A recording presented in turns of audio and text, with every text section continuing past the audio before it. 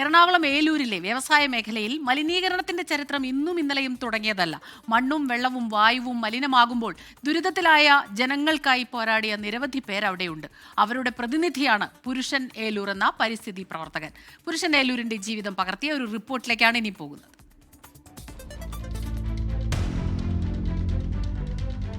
വികസനം നാടിന്റെ പുരോഗതിക്ക് ആവശ്യം തന്നെയാണ്. പക്ഷേ നാടിന്റെ ഭാവിയെ തന്നെ ഇല്ലാതാക്കുന്ന വികസനമാണോ നമുക്ക് വേണ്ടത്? ആധുനിക സമൂഹത്തിൽ കാലങ്ങളായി ഉയർന്നു നിൽക്കുന്ന ചോദ്യമാണിത്. എറണാകുളം ഏലൂരിലെ മാലിന്യ പ്രശ്നം രൂക്ഷമാകുന്ന കാലം തൊട്ട് പരിസ്ഥിതി പ്രവർത്തകരുടെ പ്രതിഷേധം തുടങ്ങിയതാണ്. അതിൽ ഏറ്റവും ഉയർന്നു കേട്ട പേരാണ് ഏലൂർ പുരുഷന്റേത്. എനിക്കു പിന്നിൽ ഈ വഞ്ചി തുഴയുന്നയാൾ പെരിയാർ മലിനീകരണ വിരുദ്ധ സമിതിയുടെ അമരക്കാരനാണ്. ഏലൂർ പുരുഷൻ പറയുവാൻ പെരിയാർ നാളുകളായി നേരിടുന്ന അനീതിയുടെ ചരിത്രമാണുള്ളത്. ഇടയ്ക്കിടയ്ക്കുണ്ടാകുന്ന മത്സ്യക്കുരുതിയിൽ മാത്രം പെരിയാറിനെ ഓർക്കുന്ന നമുക്കിടയിൽ ഒരു പുഴയുടെയും അതിന്റെ ആവാസ വ്യവസ്ഥയുടെയും ദുരിതമോർത്ത് ആകുലനാണ് പുരുഷൻ ഇപ്പോഴും. ഏലൂരും ഇടയാറുമായിട്ട് 326 കമ്പനികളുണ്ട്. അതിനകത്ത് 126 എണ്ണം പെരിയാറിനെ മലിനീകരിക്കാൻ ശേഷിയുള്ള കമ്പനികളാണ്.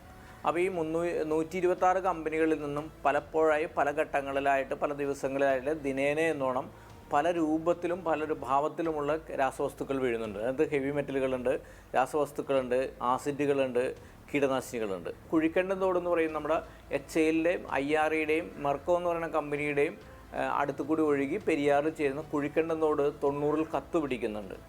പെരിയാർ തോട് നിന്ന് കത്തുന്നു. ആ തോട് നിന്ന് കത്തിയതിൻ്റെ കാരണമെന്ന് പറഞ്ഞാൽ HALയിൽ നിന്ന് ടൊളുവിൻ എന്ന് പറയുന്ന ദ്രാവകം ഒഴുകി ആരോ പോയപ്പോൾ ബീഡിക്ക് വേണ്ടി കത്തിച്ചപ്പോൾ വീണുകയും തോട് കത്തുകയും ചെയ്തു. തൊട്ടടുത്ത വീടുകൾക്കെല്ലാം തന്നെ ചെറിയ തോതിൽ കത്തുപിടിച്ചു. ആളുകൾക്ക് നല്ല സഫോക്കേഷൻ ഉണ്ടായി. അതിനെ തുടർന്ന് രൂപീകരിച്ച ഒരു ആക്ഷൻ കൗൺസിലിലൂടെയാണ് ഞാനടക്കമുള്ള ആളുകൾ ഈ വ്യവസായ മലിനീകരണത്തിനായുള്ള സമരവുമായി രംഗത്ത് വരുന്നത്.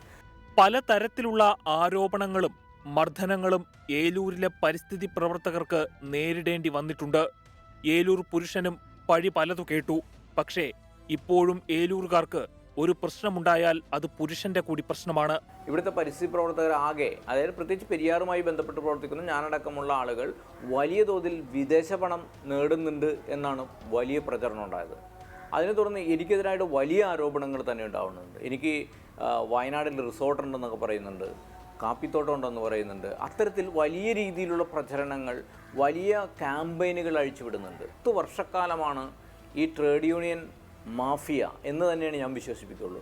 ഇത് എല്ലാ ട്രേഡ് യൂണിയൻ, ഇടത് വലത് സംഘടനകളുടെ ഒരു കൺസോർഷ്യമാണ്, അല്ലെങ്കിൽ standing council of trade union എന്ന് പറയും അതിനെ.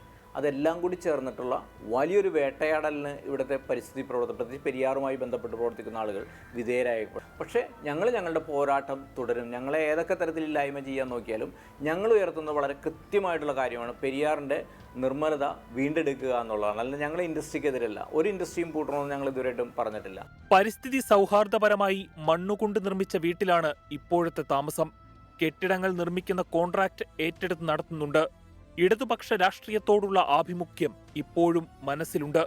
ആഗോളതാപനവും കാലാവസ്ഥാ പ്രശ്നങ്ങളും കൊടികുത്തി വാഴുന്ന ഈ കാലത്ത് പുരുഷന്റെയും മറ്റു പരിസ്ഥിതി പ്രവർത്തകരുടെയും അനുഭവങ്ങൾ സസൂക്ഷ്മം പഠിക്കേണ്ടതുണ്ട്.